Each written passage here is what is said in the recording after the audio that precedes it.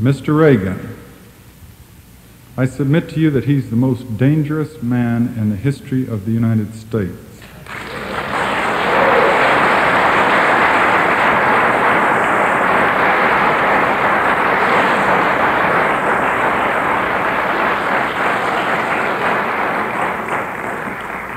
I suggest that he has, in fact, a defective mind.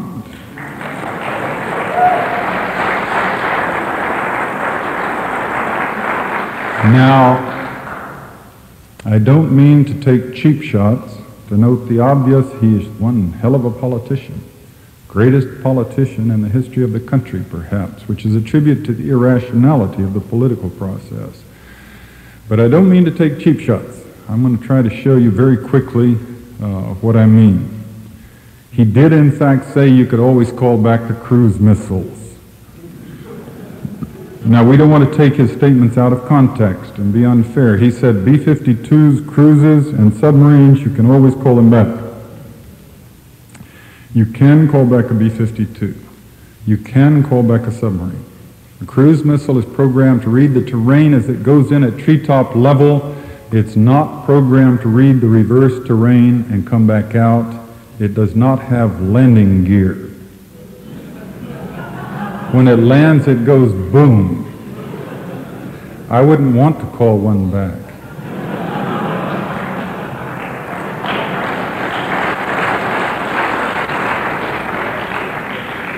Helen Caldecott, in her last book, she titled Missile Envy. She records a conversation with Mr. Reagan. His daughter heard her speak and said, "You got to talk to the old man," and set it up, and Helen talked to him in the Oval Office, and she records the conversation. 9 things he said, indicating he simply does not understand about missiles and bombs and things. At one point she said, "Mr. Reagan, that's right out of Reader's Digest." And he said, no, that's classified Defense Department stuff. And his daughter said, "Father, that's out of Reader's Digest." He gave a talk to a group of veterans in New York City, and he told this delightful story of a bomber that was shot down over Germany in World War II. One of the crew members was injured, wounded. He couldn't jump out. The others decided not to leave their buddy, so they all went in together and crashed, and they were all killed. Now, these were veterans, including pilots, and they said afterwards, "Wait a minute. If the plane crashed and they were all killed, how do we know all these details about what happened?" So they researched it, and there was no record of any such thing happening in World War II in Germany, but it was the plot of a movie that Mr. Reagan had been part of at that time. And then it starts to get serious. To give you a couple of things that you would be well aware of, being here in California, his famous bloodbath quote in 1970, when he was asked about the violence, the demonstrations on campuses protesting the Vietnam War, and he said, "If there has to be a bloodbath, let's get it over with." And then to make sure that he had not been misunderstood because there was an outcry, he said it again 3 days later. If there has to be a bloodbath, he was not talking about a bloodbath of Vietnamese, getting that over with. He was talking about a bloodbath of our own young people in our own country, in our own campuses. And he was not bluffing. He did call out the National Guard, and they did shoot people. And then there's his botulism quote, when he was asked about his reaction to the Symbionese Liberation Army's demand that $5 million in food be given to the poor as a ransom for Petty Hearst's release. And he said, "It's too bad we can't arrange a plague of botulism." Now, the press went to see his speechwriter to ask if that had been in his notes or if he'd made it up on the spot, and his ex-former speechwriter said no sane man could utter those words. But he did, Mr. Reagan. This is the man that calls the MX the peacemaker. This is the man who's told us that nuclear war is winnable. This is the man who calls the Contras, likens them to our founding fathers. This is the man who says that South Africa is making great progress towards racial equality. This is the man that says we're going to put this shield up in space and missiles will bounce off of it and we won't have to worry anymore. This is the man who says that you can increase spending enormously without increasing taxes and the deficit will magically disappear. This is the man who went to Iceland recently, and in the course of the conversation stuck out his hand to Mr. Gorbachev and said, well, if that's what you want, let's do it, meaning getting rid of all missiles and everything just like that. While one may say that's a great thing, the fact is he had not even conferred with his aides and assistants in figuring out how to do it. And then afterwards, of course, he lied and retracted it. The man's mind literally does not hit on all cylinders. Read for yourselves. Read the Book of Quotes, McGraw-Hill, 1979. Read There He Goes Again, Reagan's Reign of Error. Read On Reagan, The Man in the Presidency by Ronnie Duggart. Read the Village Voice article 2 years ago. Mr. Reagan has a historic fixation on Armageddon.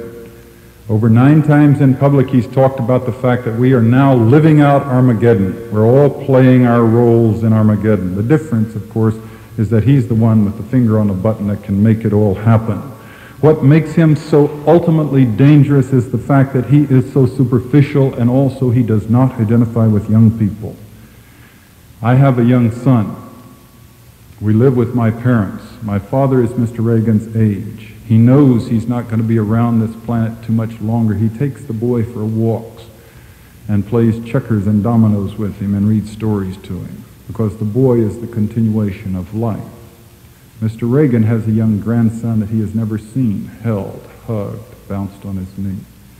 Last spring, they made a big deal in the press when Mr. Reagan went to see his grown son dance, the professional dancer dance, for the first time ever. Where was Daddy for 22 years when this boy was growing up, doing all of his rehearsals and programs and becoming a pro and all of that? The answer is Daddy could care less until the boy was a man performing as a man in an adult world. Mr. Reagan does not identify with young people. He fantasizes, he talks about the fact that we are all living out our roles as we go to Armageddon.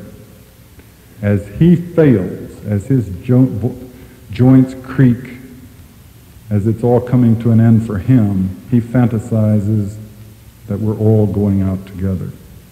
This is what I mean when I say this is the most dangerous man in the history of the world. He functions to appeal to Americans' irrationality. You don't have to worry about nuclear war.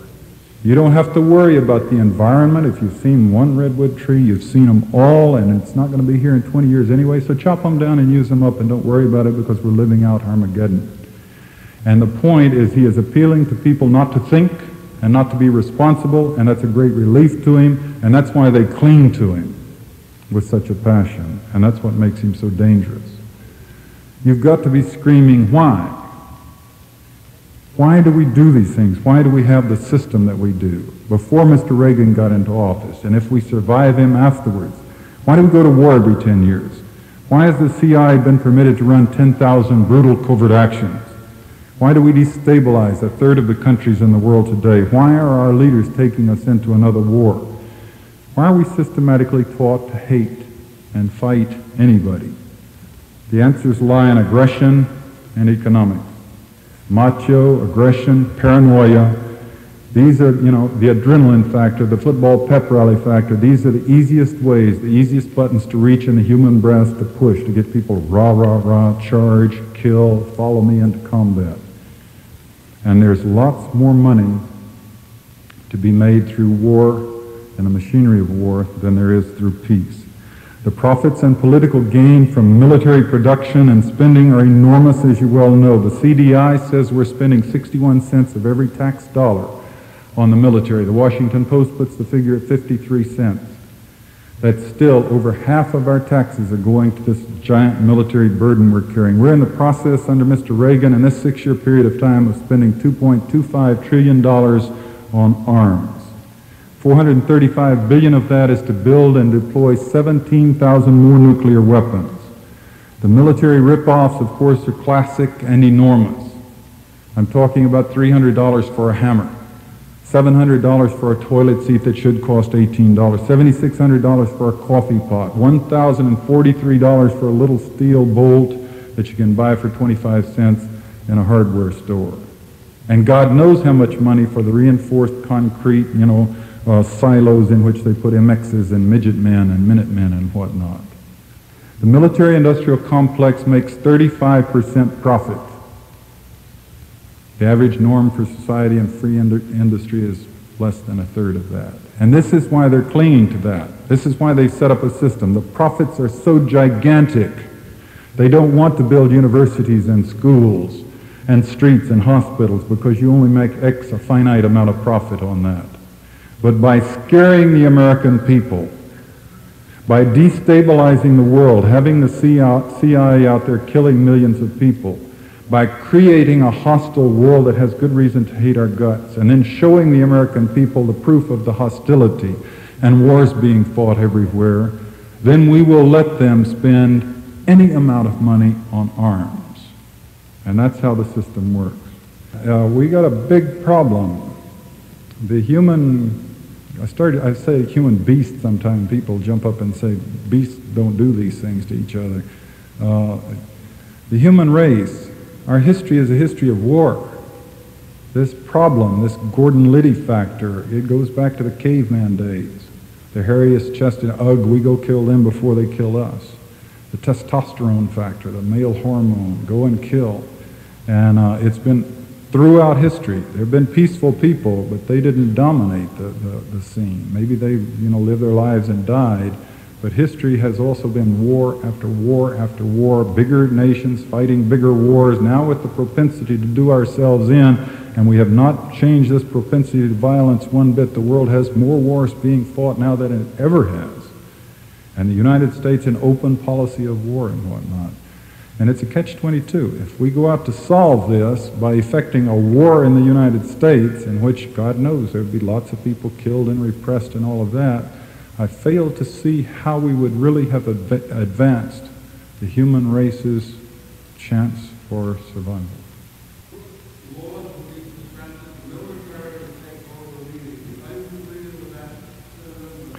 Let me take your question. This gentleman has asked about FEMA, the Federal Emergency Management Agency.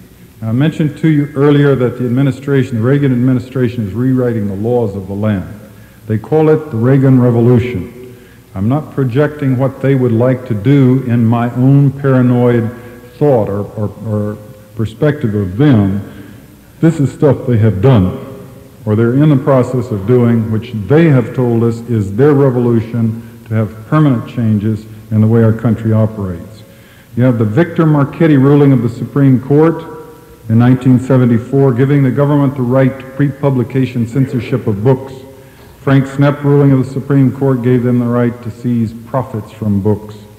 The Phil Agee passport ruling, this is the Iron Curtain Free Society, that gave the Secretary of State the right to take away your passport without a hearing. They don't have to accuse you of nothing. They come and get your passport and you don't travel, except when they agree you can travel. Mr. Reagan came into office and restored the CI to full historical function and commissioned it to operate domestically against American citizens and American citizens groups. The Intelligence Identities Protection Act in 1982 made it a felony to publish about the activities of secret agents, their names, or their activities that would draw attention to them. Now, what does this mean, the debate about this thing? If you, for example, found Agent Smith and Jones in your community here experimenting on you, your family, your loved ones with LSD or disease, it would be a felony for you to write articles in your local paper saying, watch out for these two turkeys, Smith and Jones, they're experimenting on us with disease. Now, in that MKUltra thing that went on for 20 years in 200 medical schools and mental hospitals, when it was closed down, when the Congress got into it and there was an outcry and it was closed down, not one person was punished. Not one person went to jail, not one person lost a single paycheck for having experimented on American citizens with disease and drugs. Now, if you had, for example, CSPIS organization here, just to pick one, and you found that in your midst, your Vice Chairman Smith was a federal agent and was advocating that you go blow up the federal building. This is a technique that they used in the civil rights movement, the anti-Vietnam War days. You penetrate a group, you get the group to go blow something up, then they become an illegal organization and the society turns against them, and you can go against them openly. more powerfully now. You would not be permitted to publish in your own internal CSPES bulletin an article saying Vice Chairman Smith, who is advocating blowing up the federal building, is a federal agent trying to discredit us. Like I say, not Nazi Germany or the Soviet Union. These are laws that they have passed in this country today. Mr. Reagan's efforts, which he has not succeeded yet, but he still pursues the policy of muzzling government employees. Anybody who's ever worked for the government would have to submit anything they wrote the rest of their lives to 6 offices of censorship. And his other one was that everybody who worked for the government would have to submit to a lie detector test. And that one crashed when Mr. Schultz said, "Not me. The day comes they don't trust me, I'll quit." And I'm sure, people below his rank might feel the same way. And it might be downright ludicrous if somebody was to put Mr. Reagan on. Why you take it to us? The Grenada operation, exclusion of the press from Grenada, putting out over national television what the Army Psy-War office had filmed of what was happening in Grenada. And they did not film the truth. The Seidel Commission after Grenada agreeing that in the next invasion there would be a press pool. The New York Times, everybody would put up reps who would go in with the landing force and would publish through the landing force commanders, telegraph offices, accounts that were censored, but accounts of the landing force of what was happening. The preemptive strikes bill. Secretary Schultz submitted this in 1984.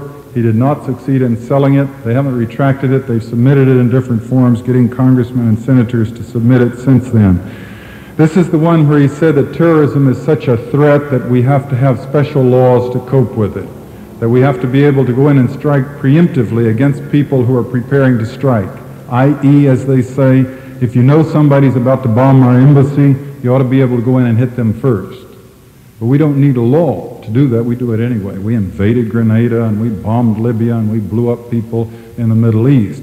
But you see, this bill that he submitted would make this legal in the United States as well. And in his defense of it, he said that the Secretary of State should have the authority to put together a list of known terrorists, suspected terrorists, and terrorist sympathizers. And if your name is on the list, you would not be permitted to go to court to sue to have your name taken off the list. Now, and if your name's on the list, they could kick in your door and kill you with impunity. Now, the New York Times was screaming that this was, and everybody else in the nation just about, that this was no different from Hitler's night and fog program, hauling people away into the night and fog. But Secretary Schultz didn't withdraw it. He's still pressing for it in different forms.